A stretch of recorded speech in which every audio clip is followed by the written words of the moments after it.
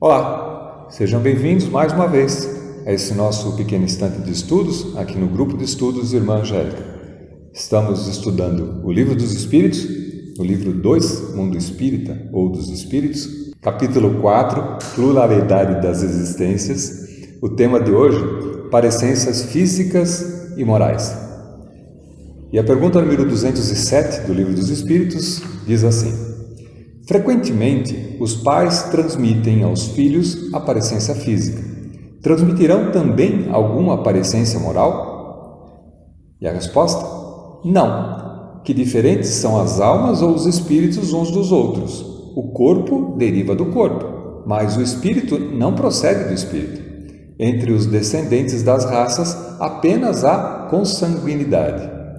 Ou seja, as características biológicas que a gente estuda tanto na ciência, quando a gente vê os caracteres de herdados, de cor de cabelo, pele, olho e outras parecências que são fenotípicas, que mexem com como o ser se apresenta, características que ele tem, são heranças biológicas, genéticas, das quais a gente herda dos nossos pais, da combinação dos genes de pais e mães, através dos cromossomos, da combinação dos cromossomos, mas o espírito não provém disso, já que o espírito ele é único, ele foi criado individualmente e vai, a cada nova existência, ocupando um corpo físico diferente, por herança genética dos pais, mas ainda assim mantendo a sua integridade espiritual. Ele é a mesma entidade desde o seu princípio, com o aprendizado que ele vai tendo vida após a vida. No item A da pergunta 207 diz assim: de onde se originam as parecências morais que costumam haver entre pais e filhos? E a resposta é que uns e outros são espíritos simpáticos, que reciprocamente se atraíam pela analogia dos pendores. Ou seja, a gente já discutiu um pouquinho atrás, no item anterior, que é natural que os seres de uma mesma família tenham uma convivência que não é só executada nessa existência, mas as existências anteriores, que cria dentro daqueles seres que têm uma convivência conjunta, uma certa simpatia um com o outro, um certo amor que a gente vai pegando mesmo na convivência diária, na medida em que a gente se ajuda mutuamente, que a gente aprende as qualidades do outro. Isso, para essa existência, não vem de uma maneira explícita, já que quando o ser nasce a gente não lembra quem foi na vida passada, mas na convivência, intuitivamente, a gente começa a reconhecer ali, além da lida diária, certos aspectos que nos deixam mais simpáticos. A convivência dos seres de uma mesma família acaba gerando também laços de simpatia nessa própria existência, de maneira que essa parecência, ela está muito ligada, essa parecência moral, ela está muito ligada nos costumes familiares, na cultura da família. E a gente vai ver que a própria cultura da região, do país e do tempo envolve essa transferência também, que faz com que a gente se torne parecido por localidade também. A gente vai discutir um pouquinho mais para frente sobre isso, mas essa parecência moral, ela não é herdada do espírito, mas daquela convivência. Mas sim herdada das vidas anteriores, na convivência em que a gente teve antes, Seguindo um pouco mais ainda, na pergunta 208, diz assim: nenhuma influência exercem os espíritos dos pais sobre o filho depois do nascimento desse? E a resposta? Ao contrário, bem grande influência exercem. Conforme já dissemos, os espíritos têm que contribuir para o progresso uns dos outros. Pois bem, os espíritos dos pais têm por missão desenvolver os dos filhos pela educação. Constitui-lhes uma tarefa, tornar-se-ão culpados se vierem a falir no seu desempenho. Quando a gente nasce numa família, existe um contrato social que a gente faz na espiritualidade, do qual os pais se pactuam no sentido de receber aquele ser que vai vir para o seio da família com a obrigação, com o dever de encaminhá-lo no bem, de fazer com que ele aprenda as regras morais de convivência, que ele aprenda bons costumes, que ele aprenda como se portar e de carregar certos valores morais, como a gente já disse também, principalmente na primeira infância, que é quando o ser espiritual ainda não se manifesta tão presentemente, tão conscientemente. A criança, então, ela está mais apropriada para receber informações, e então, através da influência dos pais, a gente tem essa possibilidade de influenciar na moral dos filhos, né? Mas é dever dos pais, por conta disso, ajudar no desenvolvimento. Isso não é à toa, não é casual. Os pais recebem essa missão e devem prestar contas dessa missão. Os pais que não executam essa tarefa de maneira adequada, como haviam programado e planejado na espiritualidade, assim como outros deveres que deveriam ou que tinham programado para essa existência, hão de prestar conta depois do momento do desencarne, para que se reconhecerem que falharam na sua missão, que não agiram, não atribuíram, não executaram a sua missão como deveriam ter executado, às vezes com todo afinco, com todo apreço, vencendo as dificuldades, vencendo as que são próprias da educação das crianças, dos filhos, do meio social. Continuando, pergunta 209. Por que de pais bons e virtuosos nascem filhos de natureza perversa? Por outra, o que é que as boas qualidades dos pais nem sempre atraem por simpatia um bom espírito para lhes animar o filho? E a resposta? Não é raro que um mau espírito peça que lhe sejam dados bons pais, na esperança de que seus conselhos o encaminhem por melhor senda, e muitas vezes Deus lhe concede o que deseja.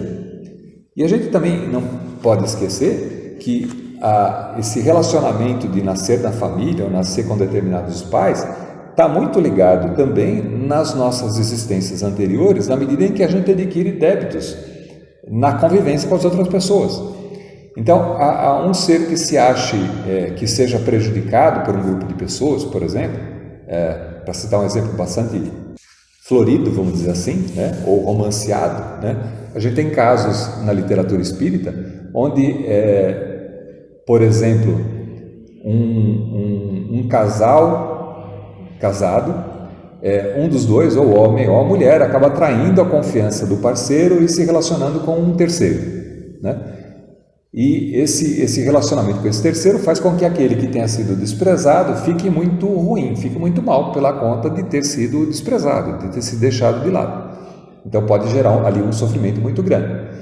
Não é raro que, acontecendo na espiritualidade esse reencontro dos três, muitas vezes aquele que se sinta prejudicado e que pode ter endereçado por um caminho não muito bom, por exemplo, o alcoolismo. Estou criando uma história aqui, né? Dentre tantas que podem acontecer, que tenha caído, por exemplo, na adicção do alcoolismo, aqueles dois o novo casal que se formou desse relacionamento, se incumbam numa existência futura de receber aquele que se perdeu ou que entrou por um caminho que não era muito bom e que lhe causou um atraso no seu desenvolvimento espiritual, recebam esse como filho, para ajudar no processo de direcionamento, para que ele tenha boas escolhas, para que ele tenha um bom caminho. De novo, assim, isso não é regra, isso é só um exemplo qualquer. Assim, vários cenários podem acontecer de maneira que um ser que tenha sido prejudicado pode ser reencarnado numa família para ser auxiliado. E nessa situação, essa encarnação ela não é tanto por simpatia, não é um relacionamento tão fácil de acontecer, já que situações pretéritas podem muitas vezes dificultar o relacionamento. Então aí justifica muitas vezes filhos que são rebeldes aos pais ou que são muito mais duros, às vezes com o pai ou às vezes com a mãe, e que causam uma dificuldade muito grande no relacionamento, mas porque sem entender porquê trazem no seu íntimo às vezes resquícios de relacionamentos dificultosos no passado. Mas, de novo, a existência dessa possibilidade é um encaixe nesse cenário para que aquele grupo se acerte. Do mesmo jeito, os seres que podem solicitar assistência de pais mais propícios, vamos dizer assim, mais adequados, ou mais elevados, ou mais preparados, para às vezes auxiliarem no processo da evolução de um ser que está muito atrasado, e aqueles pais aceitam na espiritualidade essa incumbência e por causa disso então recebem às vezes uma criança bastante difícil para tratar, né? Então é sempre no sentido de resolver algum problema passado ou de criar uma certa ação boa para a correção daquele que é o que mais atrasado e que pode ser o filho rebelde, como diz aqui, né? Pergunta 210. Pelos seus pensamentos e preces, podem os pais atrair para o corpo em formação do filho um bom espírito, de preferência a um inferior? E a resposta? Não, mas podem melhorar o espírito do filho que lhes nasceu e que está confiado. É o dever deles. Os maus filhos são uma aprovação para os pais. É como se ter um filho problemático fosse falta de prece dos pais, ou como se os pais rezando pudessem não ter essa dificuldade, ou tenha sido falta de oração que fez com que o filho fosse de difícil trato. É até cômico essa situação, porque na realidade, se não fosse trágico, né? Porque na realidade o que define os relacionamentos é a necessidade e a serventia do relacionamento. Então aquele relacionamento, quando acontece para um bem comum, para toda aquela comunidade, tanto para os pais como para o filho. Então, os pais precisam dessa prova, às vezes mais dura, para avançarem no seu desenvolvimento e colocarem à prova todo o seu adiantamento, se é que são mais adiantados, né? E o filho, no sentido de obterem um auxílio, uma ajuda, no sentido de caminhar para o sentido do bem. Então não vai ser a quantidade de preces, a quantidade de Pai Nossos e Ave Marias que se faça antes de engravidar ou no momento durante a gravidez que vai fazer com que atraia um espírito mais evoluído para aquela situação, e sim os laços pretéritos. O que se pode sim, através da oração, pedir força, orientação, luz, proteção, para que eles sejam exitosos no seu trabalho, quer dizer, para que eles consigam fazer o trabalho de orientação daquela criança de uma maneira boa. E a gente sabe também que nenhum de nós, em nenhuma missão que a gente tenha, está fadado a ter que resolver sozinho. A gente tem vários instrumentos, ferramentas de Deus para nos auxiliar. Então existem todos os tratamentos que se desenvolveram bastante, os tratamentos psicológicos, né? Com auxílio de profissionais, de terapeutas, para ajudar às vezes no relacionamento, para poder facilitar o processo. Existem médicos, existe medicação, existe uma porção de ferramentas que nos são colocadas para que a gente possa usar no sentido de facilitar esse relacionamento. E existem também as casas de oração, centros espíritas, todas as casas ligadas à religiosidade que acabam servindo e dando para os pais e também para os filhos, às vezes uma orientação no sentido de conseguir passar por aquela dificuldade, para aquele relacionamento dificultoso e saírem exitosos disso, e conseguirem vencer, às vezes, problemas que foram gerados em várias reencarnações anteriores e que é de difícil trato, que às vezes já está rebatendo durante várias existências, que possam ser exitosos nessa situação e conseguir sair vencedores de lá, de maneira que o conjunto todo seja beneficiado, tanto os pais por terem conseguido vencer uma prova difícil, quanto o filho por conseguir sair de uma situação paralisante ou menos proveitosa para uma situação melhor, onde ele possa retornar ao seu desenvolvimento espiritual. Continuando, pergunta número 211. De onde deriva a semelhança de caráter que muitas vezes existe entre dois irmãos, mormente se gêmeos? Quer dizer, por que gêmeos às vezes são parecidos em caráter, né? E a resposta: são espíritos simpáticos que se aproximaram por analogia de sentimentos e se sentem felizes por estarem juntos. Então você imagina um grau de relacionamento tão afinado a se proporem a reencarnar juntos compartilhando o mesmo útero materno e vivendo conjuntamente todo o seu desenvolvimento. Quando esses seres são simpáticos, são aproximados, eles conseguem, através desse auxílio, às vezes um auxiliando o outro, às vezes o outro auxiliando um, no sentido de passarem pelas dificuldades naturais que a vida há de trazer, porque ninguém está aqui de passeio, né? De férias, está todo mundo aqui para aprender, para evoluir. Então é natural que a vida traga para cada um de nós dificuldades que têm que ser vencidas, porque são através das dificuldades que a gente evolui, que a gente se melhora. Se a gente só viesse aqui para passear, para fazer nada, não teria grande evolução espiritual para a gente alcançar, já que essa seria uma encarnação perdida. Então as dificuldades são aquelas que nos motivam, que nos colocam para questionar e desenvolver as nossas capacidades, para que a gente aprenda como se livrar de situações difíceis e que se torne um espírito mais evoluído, né? Então você imagina um grau de simpatia de gêmeos que nascem juntos e que são simpáticos.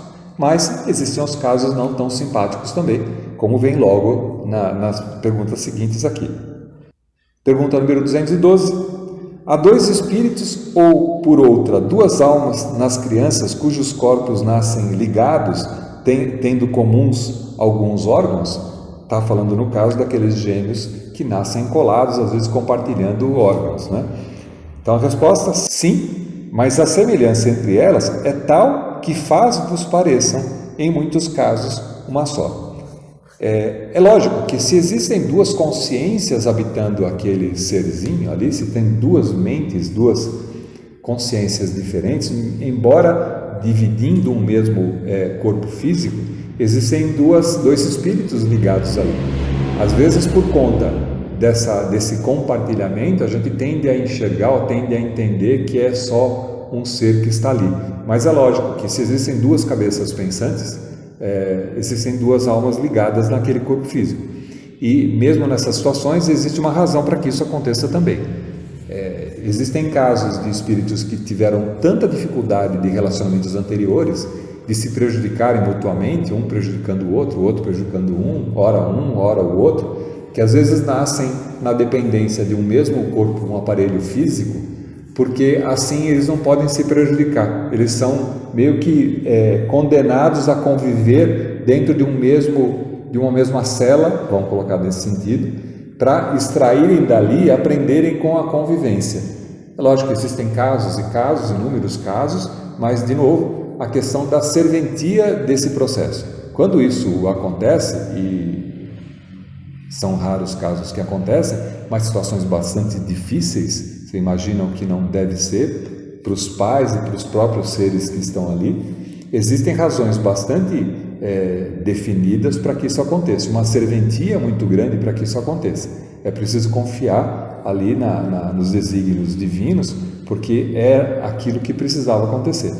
Há de se amparar os pais, tanto a sociedade, o governo, como os próximos, amparar os pais nesse trabalho tão difícil, que é conseguir viver essa situação, e esses seres também, que precisam de muito amparo, de muito carinho, de muito amor, para conseguir vencer, às vezes, uma batalha bastante difícil de ser vencida. Pergunta 213.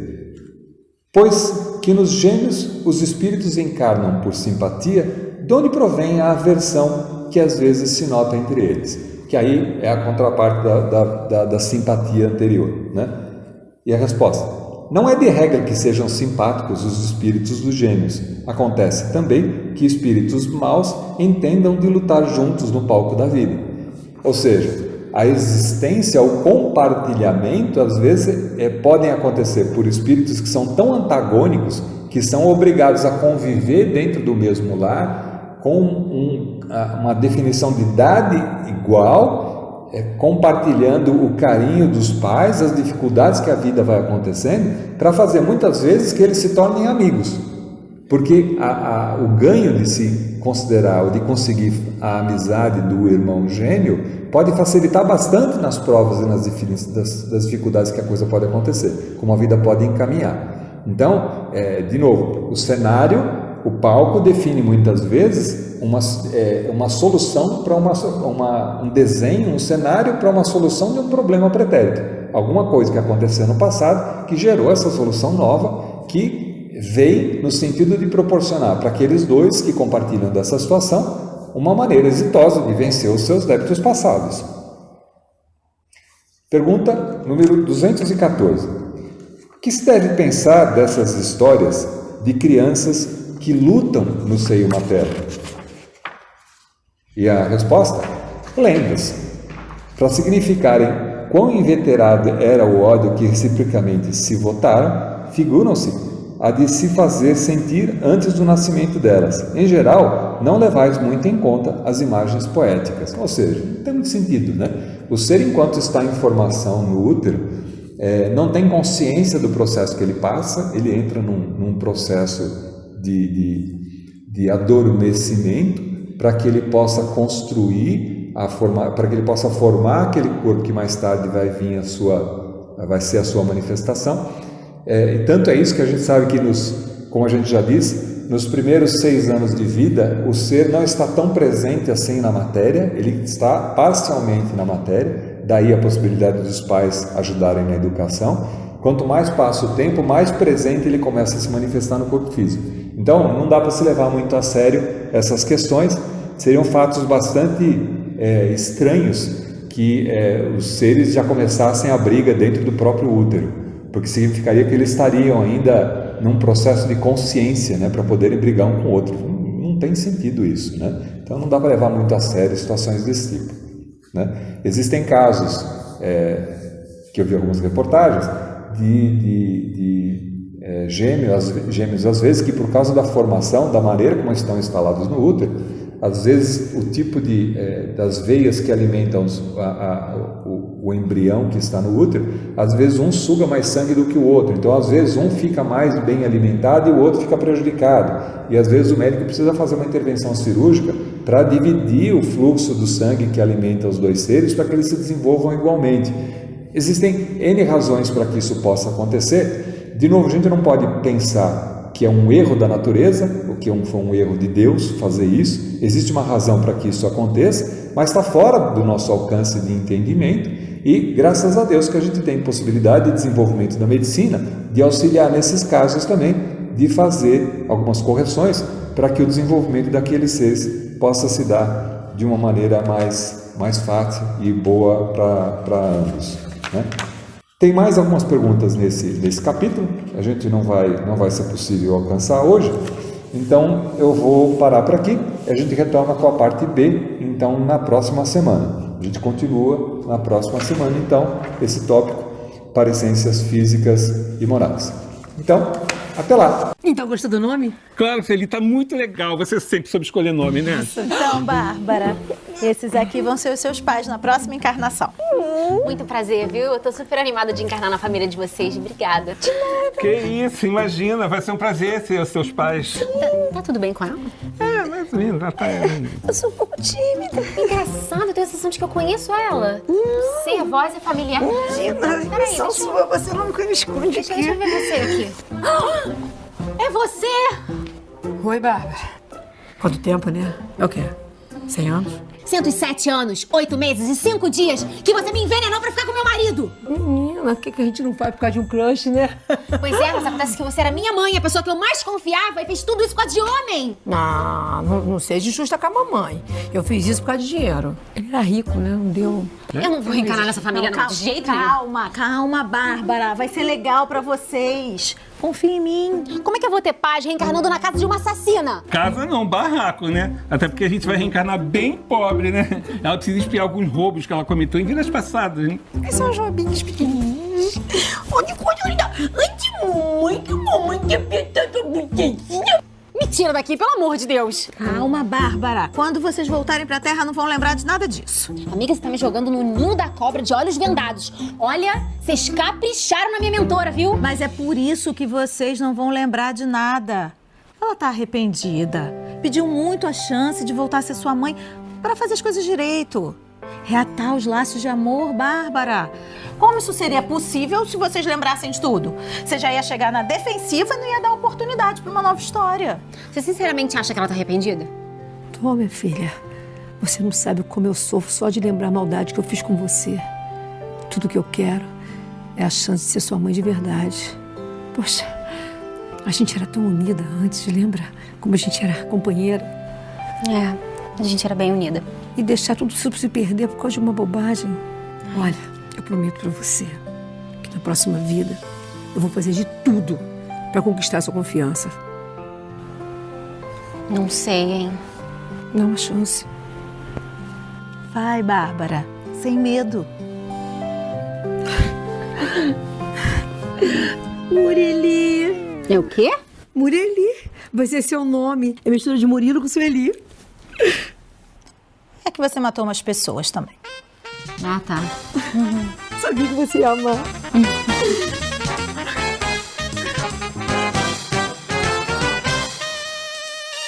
Murili. Pois é, Murili parece Loeni. Mas é tipo Loeni, né? Loeni é junção de nome também, né? Ah, é? Qual é? É junção de Paulo com Eni. Tem seus pais? Meus pais.